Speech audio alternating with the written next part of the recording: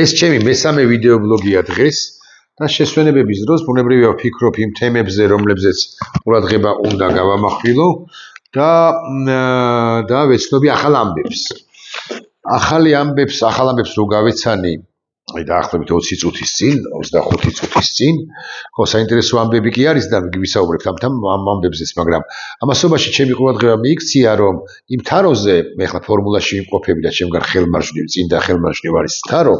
არის ჟურნალ ეკონომისტის ბევრი ნომერი, ყველა არ გადმომიტანია იმ თაროდან ამ მაგიდამდე, მაგრამ ბევრი ნომერი კი გადმომიტანე და მაგალითად წავაწყდი ასეთ სტატიას გარეკანზე ეკონომისტისა 2021 წლის ოქტომბრის დასაწყისის ნომერია ჩინეთის ახალი რეალობა, ხო, ენერგეტიკული შოკი. ხო, სად იქნება შემდგომი ჯიჰადი. სტატია ასეთი მთავარი სტატია ეკონომისტისა 2021 წლის აგვისტოს ნომერი. აგვისტოს ნომერი ასევე ჩინეთის ტექნოლოგიური შეტევები.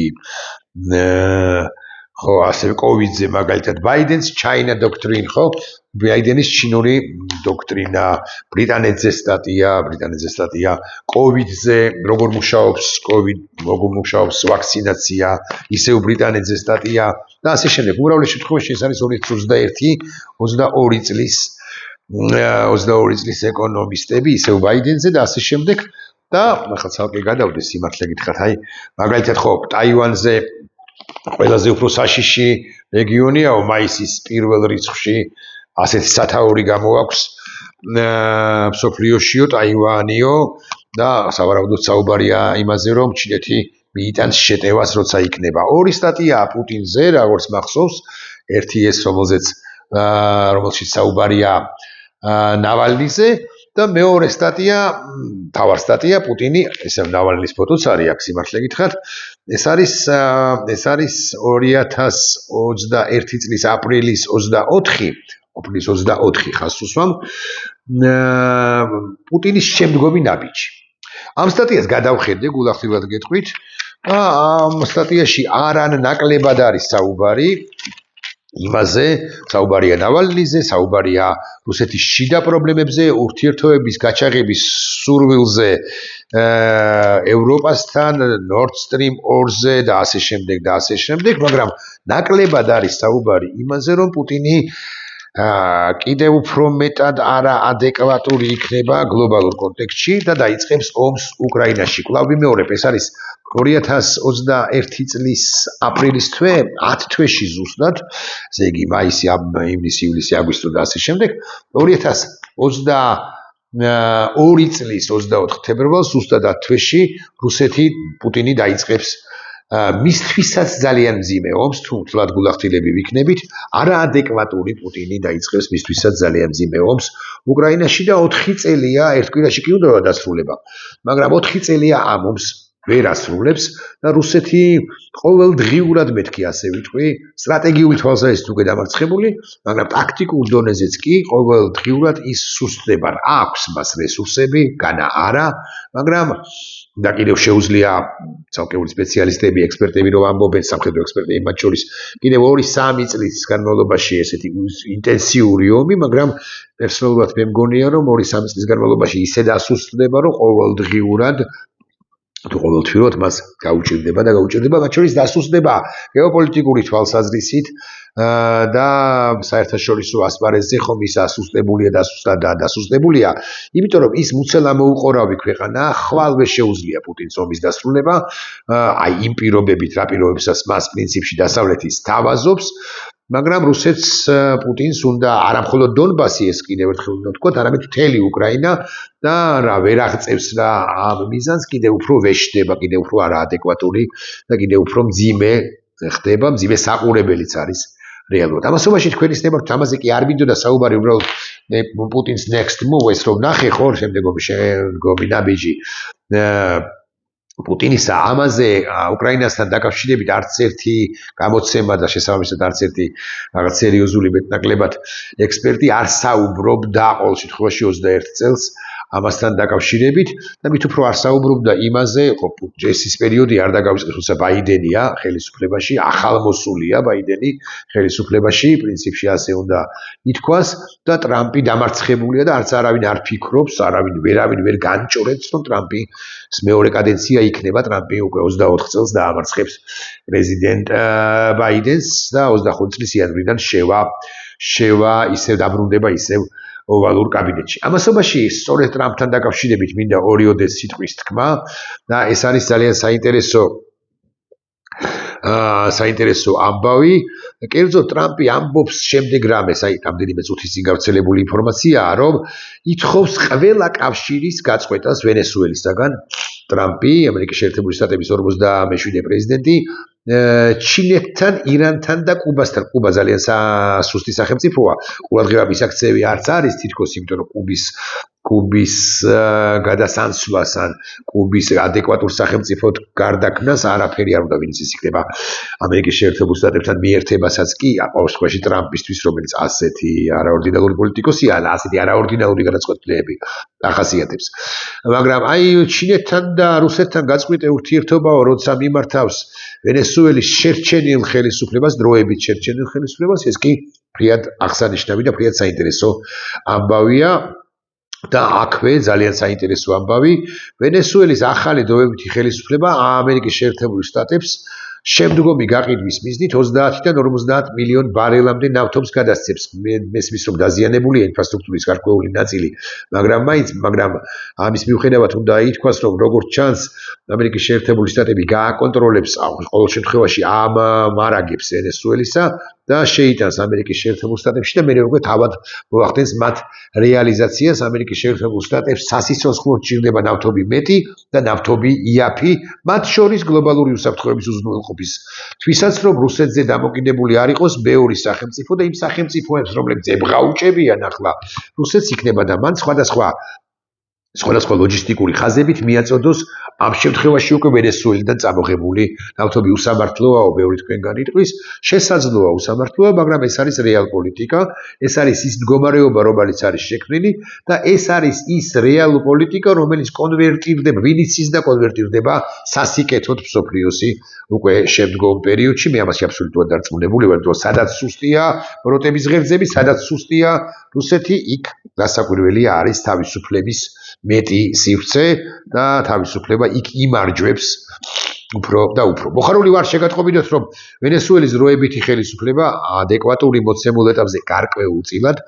შეერთებულ შტატებს გადასცემს 30-დან 50 მილიონ ბარელამდე მაღალი ხარისხის გამოსაყენებლად ნებადარ თუ ნავთობს.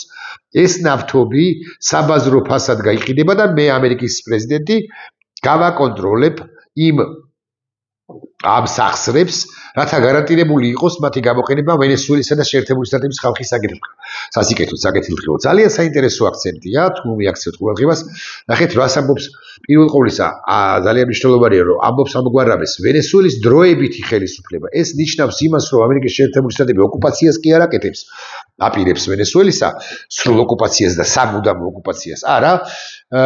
ის ვენესუელის ამ ხელისუფლებასთან ერთად, მადუროს ნარჩენებთან ერთად მართავს ვენესუელას, თავად კარდახობს არსებულ ხელისუფლებას, მათ შორის ვიცე-პრეზიდენტს, რომელიც პრეზიდენტის მოვალეობის შემსრულებელი გახდა, პირობებს და ამბობს, რომ ეს არის დროებითი ხელისუფლება. ანუ როცა იქნება მაშინ არჩევნები უთუოდ ჩატარდება. ამაზეა აქცენტი გაკეთებული, ამაზეა მინიშნება გაკეთებული. და კიდევ ერთი დეტალი, რა ციტირებაა ხო ზუსტი, ესე იგი და ეს ნავთობი საბაზრო ფასად გაიყიდება და მე როგორც ამერიკის პრეზიდენტი გავაკონტროლებ ამ სახსრებს, რათა გარანტირებული იყოს მათი გამოყენება ვენესუელისა და შეერთებული შტატების ხალხის საკეთილდღეოდ. ანუ მთლიანად ამერიკელები კი არ წაიღებენ და შემოსავალს მარტო ამერიკის შეერთებული შტატები კი არ მიიღებს, მისი ნავთობ კომპანიები, რომლებიც სუხეთ შევლენ ვენესუელაში, არამედ ვენესუელის ხალხის სიკეთოდაც წარიმართება ეს პროცესი და შემოსავალს მიიღებს ვენესუელელი ხალხიც. პუტინის შემდგომ ნაბიჯზე რა მოგახსენოთ, მაგრამ აქ არ შემხვედრია სტატია ამგვარი, რა იქნება ამერიკის შეერთებული შტატების შემდგომი ნაბიჯი, მაგრამ ხო, პუტინი ვერ განსაზღვრავდა, თუ გნებავთ ასე ვთქვათ, რომ ვენესუელაში დამარცხდებოდა სამხრეთ ამერიკაში დამარცხდებოდა რუსეთი ამ ნომრის გამოსვლიდან რომელი წელია 2026 დადგა მომგა 5 წელიწადში ესეც რომ ვიცოდეთ და პუტინი ვერ განსაზღვრავდა რა საკვირველია რომ ის დამარცხდებოდა სირიაში ვერ განსაზღვრავდა დამარცხდებოდა ირანში და ირანზე ვილაპარაკოთ სწორედაც რომ ახლა ეს ძალიან საინტერესო ამბავია ამერიკელი რესპუბლიკელი სენატორი ლინცი გრემი ამბობს შემდეგ რამეს მივმართავ აიათოლებს თქვენ უნდა გესმოდეთ თუ გააგრძელებთ საკუთარი ხალხის მკვლელობას რომელიც უკეთესად ცხოვრებას ითხოვს დონალდ ტრამპი თქვენ მოგკლავთ. როგორი განცხადებაა, ნახეთ, ტრამპი კი არ მოგიტაცებთ. ან შესაძლოა მოგიტაცო.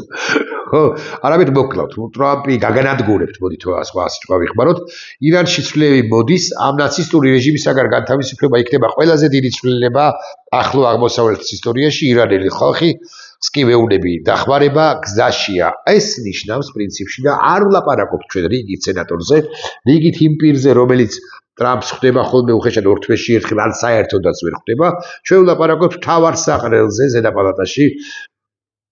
პრეზიდენტი დონალდ ტრამპისა, რომელსაც რასაკვირველია შუალედური არჩევნების მოგება უნდა და ასე შემდეგ, მაგრამ ჩვენ ვლაპარაკობთ ამერიკის შეერთებული შტატების ორპარტიულ, ეს ძალიან მნიშვნელოვანი ამბავია, ორპარტიულ მიდგომაზე ახლო აღმოსავლეთის ქვეყანა ირანთან დაკავშირებით, რომელშიც სასტიკი რეჟიმი, აიათოლების სასტიკი რეჟიმი ისი თქვენ რომ მართავს ამ ქვეყანას და არადა არ ასრულებს. ამასობაში შეიძლება ირანზე წინ გრენლანდიის საკითხი დადგეს სიმართლე გითხრათ და მე რასაკვირველია ღიად ვაფიქსირებ ჩემს პოზიციას პერსონალურად მეკითხება, მაგრამ მაინც რომ შეერთებული შტატების მიერ გრენლანდიის ოკუპაცია ცუდი იქნება ნებისმიერ შემთხვევაში განსაკუთრებით ევროკავშირთან ურთიერთობების გაფუჭების კონტექსტში, ეს ცხადზე და სხვა გზების მონახვა სჭირდება ალბათ სწორი იქნება ამერიკის შეერთებულ შტატებს ვაშინგტონს ტრამპის ადმინისტრაციას, ამიტომ შეიძლება ამბებს ირანში დაასწროს ამბებმა გრენლანდიასთან დაკავშირებით, მithom რომ რუბიოს აკეთებს ამასთან დაკავშირებით განცხადებას და ასე შემდეგ, მაგრამ ირანი რომ რიგშია და მოკლავს, გაიტაცებს, მოკლავს, გაანადგურებს აიათოლების რეჟიმს, ამას ადასტურებს ლინცი გრემი და ამას ადასტურებს არა მხოლოდ ლინცი გრემი, რომ ვიცოდეთ, მაინც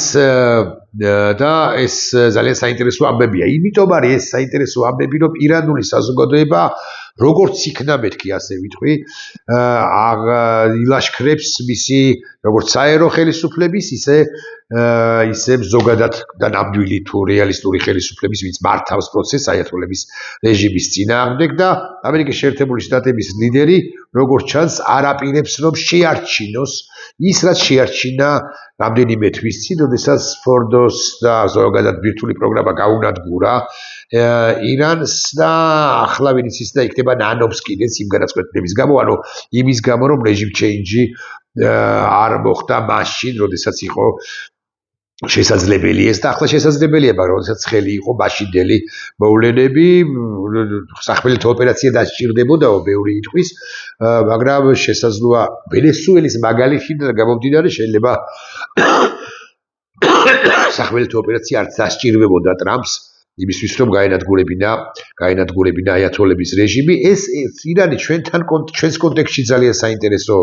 ქვეყანაა, ჩვენ არ ვიცით როგორ პოზიციას დაიჭერს საქართველოს დე-ფაქტო ხელისუფლება, უпроსტად ვიცით, ვჭრეთ, რომ ის იქნება ისევ ხმადაბალი. მე მესმის რომ საქართველოს არ არის ძლიერი ქვეყანა და მან რაღაც ირანის წინააღმდეგ რაღაც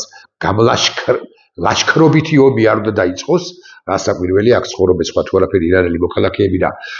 ირანის მოქალაქეები და ეს სხვა კონტექსტშიც იქნებოდა არასწორი, მაგრამ ის კი უნდა ვიცოდეთ, რომ საქართველოს დე-ფაქტო ხელისუფლება რასაკვირველია უნდა იყოს სიმართლის მხარეს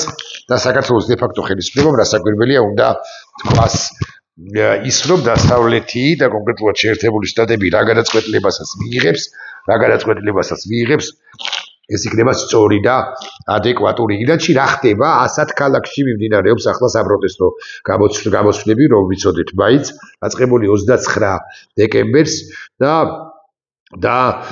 მაგალითად ქალაქ აბდანანში, ეს არის ილამის პროვინცია, დიდი რაოდენობით ხალხი გამოვიდა, რომლებიც სკანდირებენ, ეს არის უკანასკნელი ბრძოლა, შახის მმართველობა დაბრუნდება. ანუ ფეხლევის ვიდეოში, რომელიც ვრცელდება, ჩანს ქალაქ აბდანანში, როგორ ესალმებიან დანებებული პოლიციელები, საქართველოს პოლიციის თანამშრომლების საყურადღებოდ უნდა ვთქვა, დანებება შეიძლება არ არის ზუსტი სიტყვა, მაგრამ ადრე იქნება თუ გვიან თქვენ მოგიწევთ სწორ პოზიციაზე, ისტორიის კონტექსტში და არა მხოლოდ ხალხის მხარეს გადმოსვლა მოგიწევთ, ან უნდა გადმოხვიდეთ და სადაც ირანის ხელისუფლების მიმართ ლოიალურად განწყობილი პოლიციელები გადავიდნენ ხალხის მხარეს და დანებდნენ და ახლა უკვე არიან ხალხის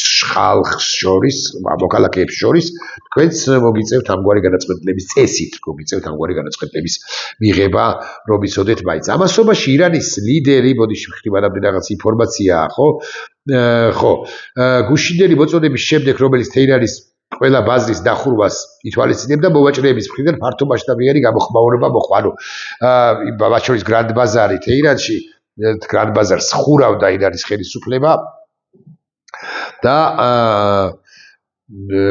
ხანძარიც იყო იქ და ასე შემდეგ, მაგრამ მოვაჭრეები რასაკვირველია და მოვაჭრეები ძალიან მნიშვნელოვან ძალას წარმოადგენენ, თუმცა ეს არ არის მარტო მოვაჭრეების პროტესტი, ეს არის მთლიანი ირანული საზოგადოების პროტესტი, დიდ ძალას წარმოადგენენ და სერიოზულს ამ ირანის ხელისუფლების წინააღმდეგ, აიათოლების წინააღმდეგ მერკი ასე ვიტყვი, თუმცა შეუძლებელი არ ახსენო მასუდ ფეზეშქიანი, რომელიც ლიდერია, პრეზიდენტია ირანისა, რომელიც ამბობს, რომ აი 10% თუ დაზოგეთ ელექტროენერგიაო, შესაბამისად ჩვენ ძალიან გვიჭირსო და შესაბამისად რაღაც დაზოგილი თანხით ჩვენ რაღაც ბევრ პროგრამას განვახორციელებთ, ჩვენ მეტი არ შეგვიძლია ამ სანქციების პირობებში და პერიოდშიო და ახეთ მაგალითად რას ამბობს ესეთ სიტყვაა, რომ სანამ გეგმებზე ვისაუბრებთ, უნდა გავაცნობიეროთ ჩვენი შესაძლებლობები, საფრთხეები და ის თუ სად გავართ რეალურად, ხოლო მათ ვინც გვერდიდან გვაკრიტიკებთ, ნუ ამბობთ მხოლოდ იმას, თუ როგორ და გაკეთეს. მოდით, აიღეთ პასუხისმგებლობა და თავად გააკეთეთ, რაც რასაკვირველია, რომ ის მოგების ან სიტუაციის გადაგონების ცდილობაა კონკრეტულად ამ პირის მხრიდან თუ მიერ და კიდევ ერთხელ ვუბრუნდები საკითხს, მესმის რომ პუტინის ნაბიჯებთან დაკავშირებით ვერავინ ვერ არაფერს იტყოდა 2021 წლის აპრილის 24-ში, ანუ 9 თვეში, 10 თვეში დაიწყება ომი უკრაინაში და 10 თვით ადრე არ იცის დასავლეთმა ამის თაობაზე და მაგრამ და ვერაფერს იტყოდა ირანთან დაკავშირებითაც, მით უფრო ვერაფერს იტყოდნენ იმის გათვალისწინებით 2021-ში თუ 22-ში, რომ კვლავ ვიმეორე ბაიდენი ახალი მოსულია, ტრამპი დამარცხებულია, ტრამპის მობრუნების შანსიც არ არსებობს, ასე ფიქრობს დასავლეთი, მაგრამ რა არ ხდება სოფლიოში ამ არაორდინალურ პოლიტიკოსმა ლიდერმა სრულიად არაორდინალური განაცხადების მიღება დაიწყო მოსვლიდან პრაქტიკულად პირველივე თვეებში და აგე 1 წლის თავზე არასრული 1 წლის თავზე ამერიკის შეერთებული შტატების დედაქალაქ ვაშინგტონში თეთრსახში ოვალურ კაბინეტში დაბრუნების შემდეგ ვიცით რომ პრაქტიკულად დაასრულა პრობლემა სახელწოდებად ვენესუელა და ახლა მაღალი ალბათობით ის უკვე შემდგომი დასასრულებელი იქნება ირანის აიათოლების ალის რეჟიმი, ესეც რომ ვიცოდეთ და კვლავ უბრუნდები საკითხს მეთქი ეს გითხარით რა პოზიციას დაიჭერს საქართველოს ხელისუფლება, გრძნობს თუ არა, არა სხვაგვარად ვიკითხავ, აკანკალებულია თუ არა ბიზი და ივანიშვილი, ხდება თუ არა, რომ მის გარშემო ყუჟი მარყუჟი ყულფი,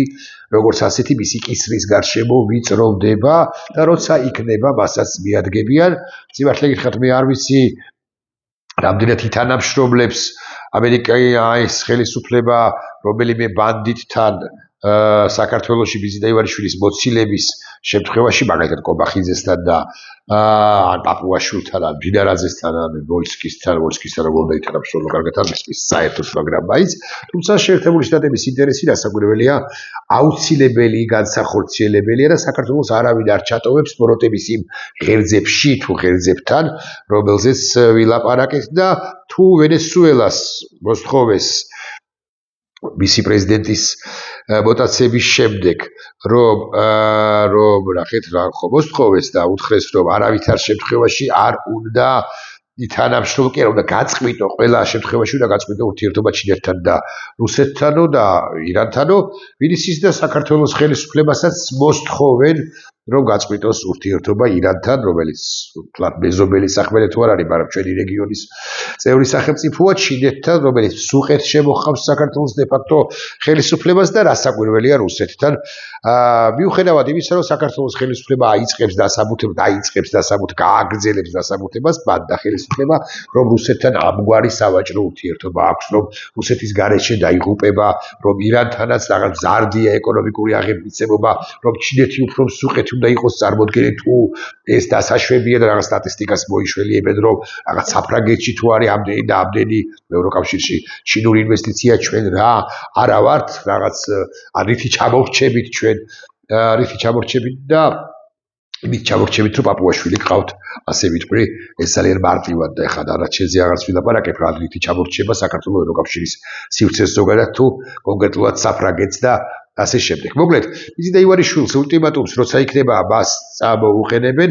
და ვერას გეტყვით ახლა და გეტყვით იმასაც რომ არ არის გამორიცხული რომ საქართველოში ჩამოვიდეს საკმაოდ წარმომადგენლობითი ამერიკული დელეგაცია და მან დელეგაციამ ჩამოიტანოს შემდეგი წერილი ამერიკის შეერთებული შტატების ადმინისტრაციიდან მოკლედ რა პოლიტიკას შეიმუშავებს შეერთებული შტატები საქართველოსთან მიმართებაში ეს გააცნონ ვის კობახიძესო ვინმე თქვენგან იტყვის მაგრამ კობახიძეს არა უფრო ივანიშვილს და ივანიშვილი თუ შემდეგ ჯერზეც ეს წლევადელ წელს არ გასცდება და ჩემი აზრით საერთოდ გასცდება აპრილ-მაისს მაგრამ შესაძლოა ვწდები თუ კობახიძეს გააცნობენ ხო გასაგებია მაგრამ თუ ბიზი და ივანიშვილი აკვლავ მიიღებს გადაწყვეტილებას ამ წარმომადგენლობითი დელეგაციის არ მიღების თაობაზე არ აბასთუმანში არმას მიზნობის თაობაზე ის ივანიშვილი რომელიც თავს ხრის არაბი ინვესტორების წინაშე და ლამის ხელზე კოცნის თუ ფეხზე არა ამ ვითომ ინვესტორებს რეალურად ან ინვესტორებს უბრალოდ ასე თქვა და არ მიიღებს მაგალითად სენატორ ტედ კრუს ჩემს მიერ ხსენებულ მეორე სენატორს მაგალითად ლინსი გრემს და ასე შემდეგ ხო თლად უარესი იქნება იზიდა ივანიშვილისთვის ჩემს ხელთ არსებული ინფორმაციითაც მაგრამ ეს დადასტურებულად ცხადი არ ვიცი ამერიკის შეერთებულ შტატებში იმუშავებენ პოლიტიკის თეზისებს ან პოლიტიკას თუნდაც ასე ვიტყვი საქართველოსთან მიმართებაში და იქნება როცა იქნება საქართველოსთან დაკავშირებითაც მიიღებენ გადაწყვეტილებას რომ ვიცოდეთ მაინც რაც შეეხება კრუს რა უთქვამს მეც არ მინახავს სიმართლე გითხრათ ვენესუელასთან დაკავშირებით და საუბრობს ნავთობზე ამასობაში პუტინთან დაკავშირებით რაც გავრცელდა ინფორმაცია პუტინს უთქვამს